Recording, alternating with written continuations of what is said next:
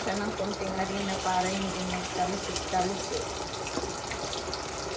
At ang gamit ng oil ay vegetable oil. Great value. Vegetable. Ayan. Yung galunggong natin may maliit, may malaki.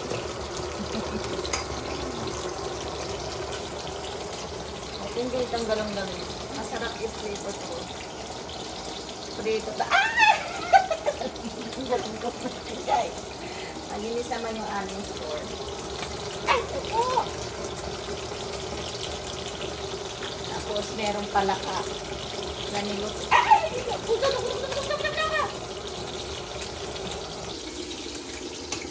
Tapos, natakot ako matalisikan kasi na nagpalaser ako ng mukha. Pumastos ako ng magkano. Nasa 65,000 sa peso. Wala rin nangyari. Ayaw na kayong papaniwala dyan sa mga laser na yan. Dahil na rin akong ginamit ng product. Pero ayan pa rin. Pakina pa rin ang itsura niya.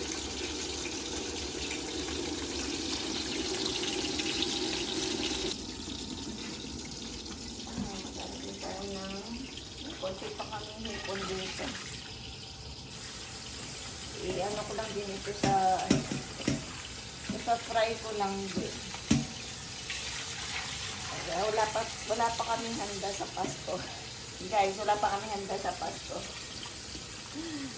Walang laman ng aming rest. Wala pa nag-grocery.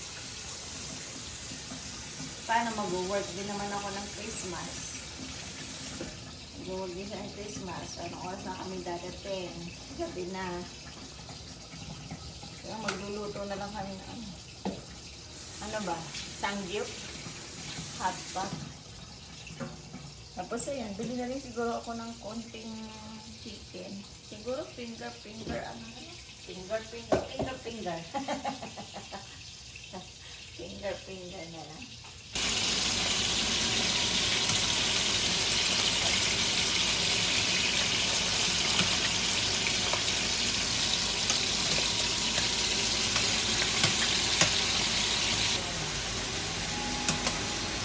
Dito ko na rin yung natirang konting hipon.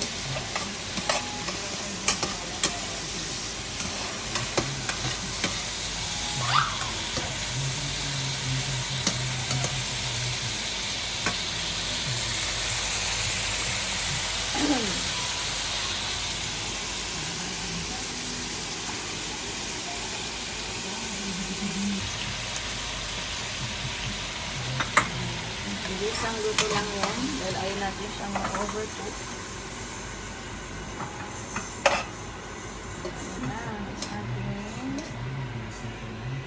galunggong hipon. Oh, ganun lang, alis magluto. Diba? Yan ang aming breakfast ngayon. Itong galunggong hipon. Tsaka yung natirang palaka kagabi. Adobong palaka, adobong susi. Kumusta yung pag-aaral? Sigurado ka okay? Hindi mo napapabayaan yung pag-aaral. Ayan, ito ang Christmas dito sa Canada. Ayan, Christmas na tahimik. Tahimik dito sa Canada. Ayan ang Christmas. Yan ang aming Christmas dito sa Canada. Saan? Snow. Makapal na snow. Ayan, snow ang sasakyan. But anyways, Merry Christmas Philippines. Oh my goodness. It's too cold.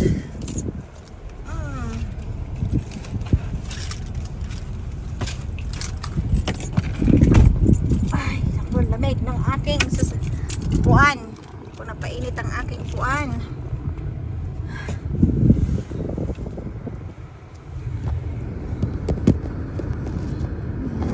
Ay!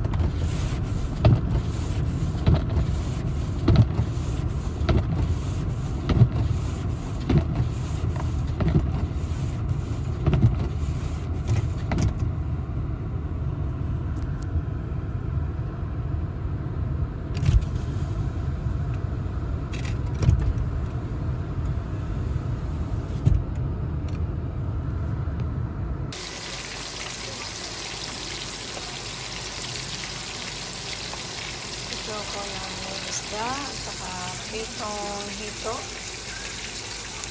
Itong pito na to, igagata ko yan. So, meron na tayong gata dyan. Dagyan ko na ng bawang, sibuyas, luya, mga pampalasa at yan may kalabasa.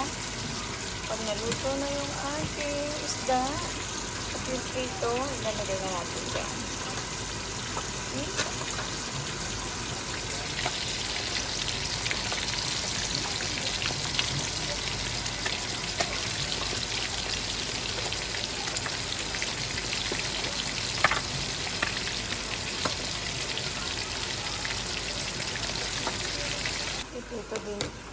Pipito rin tayo ng talong. Ayan. Pito ng talong. Naglagay din ako ng talong sa ating gagatang isda. Ayan ang ating isda. Ilalagay sa ating gata. Ayan. Kukulan ko lang yan. At ilalagay natin isda yan. Okay.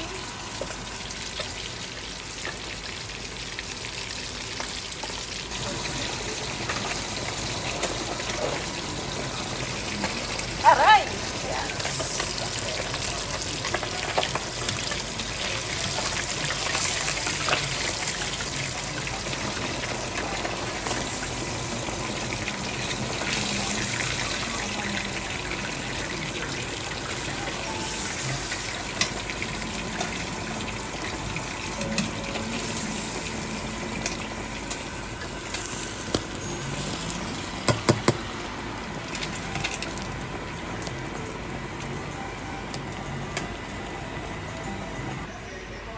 Sunod natin yung ating hito.